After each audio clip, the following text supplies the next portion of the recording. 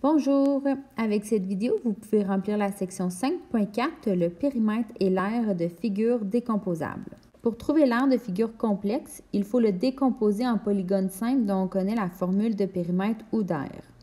Donc, par exemple, trouve le périmètre et l'aire de la figure suivante. Commençons avec le périmètre. Donc, tout d'abord, il faut visualiser. Le périmètre, c'est vraiment le contour de la forme. Donc, on veut vraiment contourner comme ça. Alors, on va vraiment prendre les demi-cercles. On ne s'occupe pas du tout de l'intérieur, donc le périmètre, c'est simplement à l'extérieur le contour.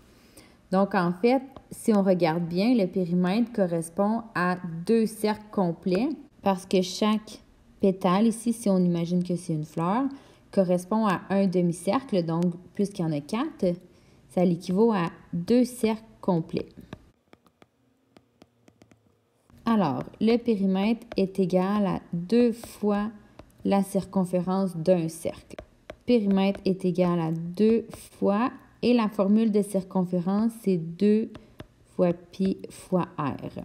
Donc là, évidemment, il faut aller trouver le rayon. Et on dit dans les informations qu'une case équivaut à 1 cm.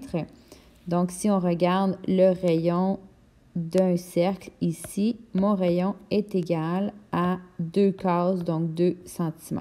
Donc, on inclut ça dans notre formule, 2 fois 2 fois pi fois le rayon qui est de 2. Et ça nous donne 25,14 cm. Donc, ça, c'est mon périmètre complet. Maintenant, pour ce qui est de l'aire, il va falloir le séparer en 2 sections.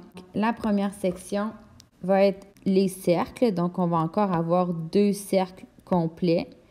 Et ensuite, on va avoir le carré à l'intérieur. Donc, commençons avec les cercles. Encore une fois, l'aire, ça l'équivaut à 2 cercles. Donc, 2 fois l'aire de 1 cercle. L'aire est égal à 2 fois pi fois rayon au carré. Notre rayon est de 2, donc on continue comme tantôt en utilisant 2 comme rayon.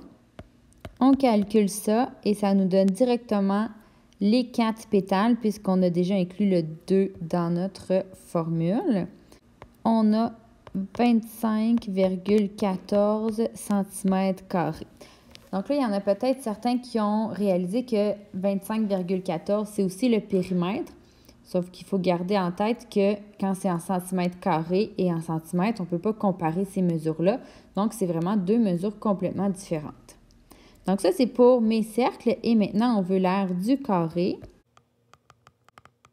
Donc, l'aire d'un carré est égal à côté au carré. Pour ce qui est d'un côté du carré, on a 4 cases, donc 4 cm.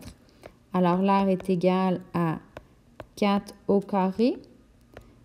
L'aire est égale à 16 cm au carré. Et on va finalement additionner pour aller trouver l'aire totale de la forme. Donc, mon aire totale est égale à l'aire des cercles plus l'aire du carré.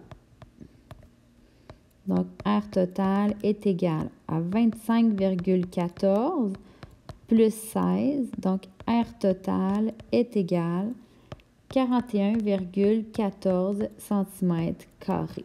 Donc, une fois que vous avez terminé de remplir la section des notes de cours, votre travail est terminé.